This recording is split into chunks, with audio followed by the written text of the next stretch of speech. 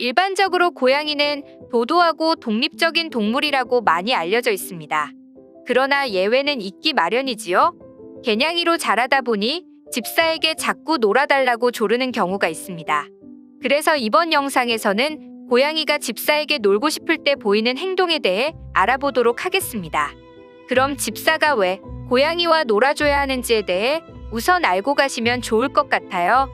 고양이는 야생에서 사냥을 하며 많은 시간을 보냈지만 사람과 함께 살기 시작하면서 더 이상 사냥을 할 필요가 없어지게 되었죠. 그래서인지 집고양이들은 잠을 자는 시간이 늘어나게 되었답니다. 생활 패턴이 바뀌면서 고양이들은 무료함을 얻게 되었고, 그러면서 되냥이, 그러니까 비만 고양이가 많아지게 되었죠. 그래서 집사들은 고양이의 사냥 본능을 일깨워줄 수 있도록 고양이와 즐겁게 놀아주어야 합니다. 고양이들이 놀고 싶을 때 보이는 행동, 첫 번째는 집사의 얼굴을 뚫어져라 쳐다볼 때가 있습니다.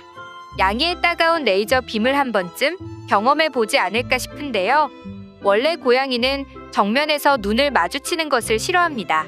그런데 가끔씩 아이 컨택을 하는 경우는 원하는 무언가가 생겼기 때문입니다. 밥그릇이 비어있을 때이거나 심심해서 집사와 함께 놀고 싶을 때 쳐다보는 것이지요.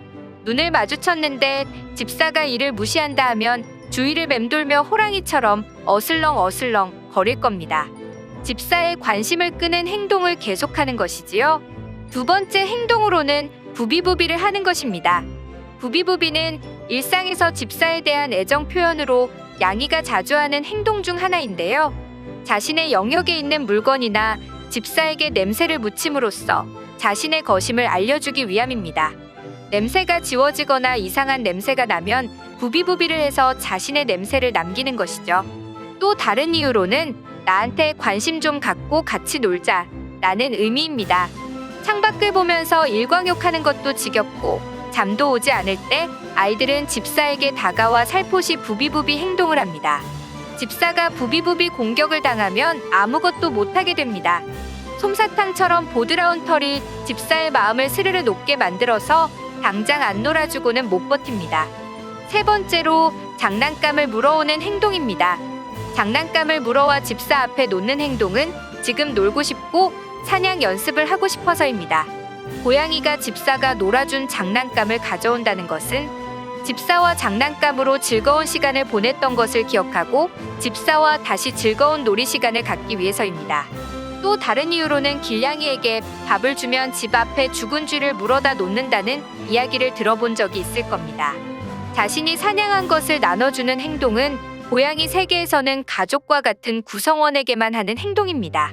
집 앞에 죽은 쥐를 물어다 놓는다는 것은 사료를 주고 보살펴준 것에 대한 답례로 볼 수 있습니다.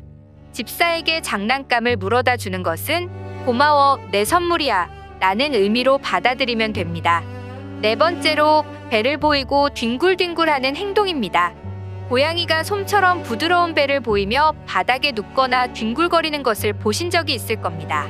현재 고양이의 심리가 편안하고 안정감을 느끼는 동시에 집사의 관심을 받고 싶다는 신호를 보내는 것입니다. 고양이는 절대로 안전하다고 느끼지 않으면 배를 내놓고 등을 바닥에 대지 않아요. 심리적으로 편안하다고 느낄 때의 좋은 감정을 표현하는 것이지요. 아침에 일어나서 저녁에 집에 집사가 돌아왔을 때 아이가 이러한 행동을 하면 집사의 관심을 받고 싶고 함께 놀고 싶어서 하는 행동입니다. 다섯 번째로 집사 뒤를 졸졸 따라다닐 때입니다. 고양이가 집사 뒤를 따라다닌 이유가 몇 가지 있습니다. 아기 때 어미를 따라다니면서 사랑과 보호를 받고 세상을 배우게 됩니다. 그 과정에서 생기는 습성으로 어미 역할을 대신하는 집사를 졸졸 따라다니는 것이죠. 호기심이 많은 고양이는 집사가 하는 모든 행동이 궁금해서 같이 하고 싶은 마음에 따라다니기도 합니다. 집사의 뒤를 졸졸 따라다니며 다리에 머리를 비벼댄다면 애정 표현을 하면서 같이 놀아달라고 하는 의사 표현입니다.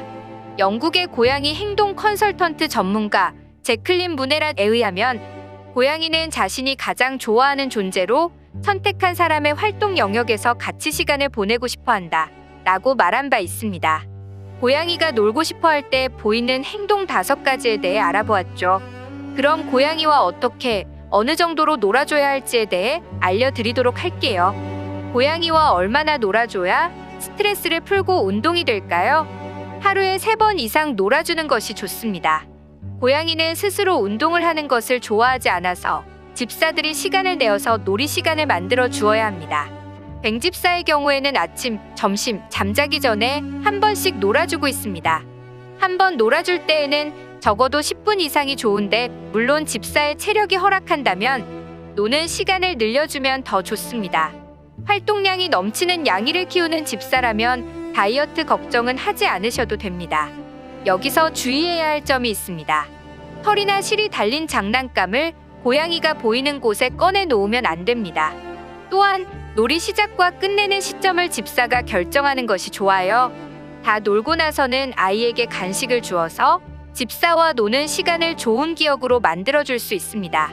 이제 고양이와 제대로 놀아주는 방법에 대해 알아볼 텐데요. 놀아주는 방법은 2가지가 있습니다.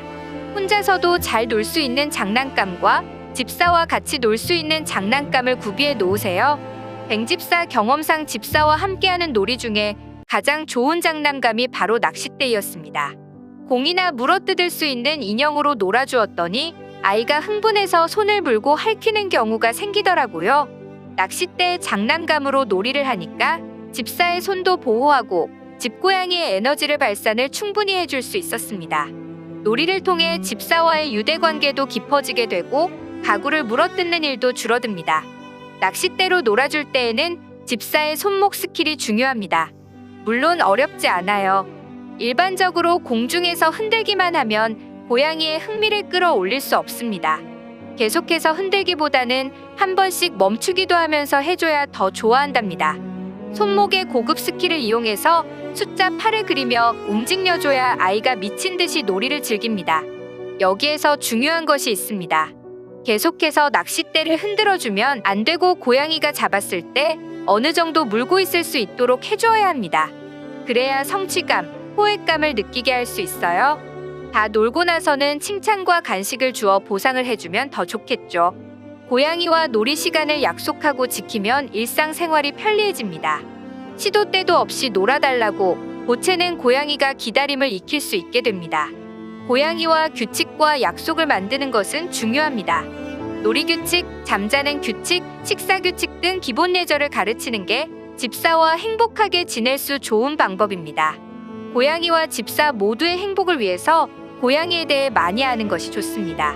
지금까지 뱅집사 놀이서점이었습니다. 고양이와 행복한 하루가 되시길 바라면서 영상을 마치겠습니다.